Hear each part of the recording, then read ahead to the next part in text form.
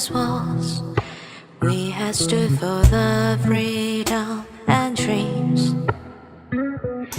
With bare hands, we fought for what we believe. There isn't a better way to live than standing up for our dignity.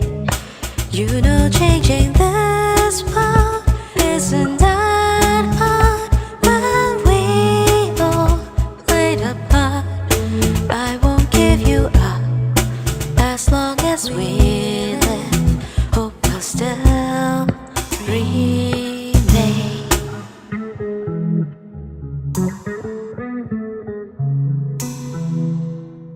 想睇訪問、聽 talk show，緊貼多倫多文化圈，快啲 subscribe Ears Online 啊！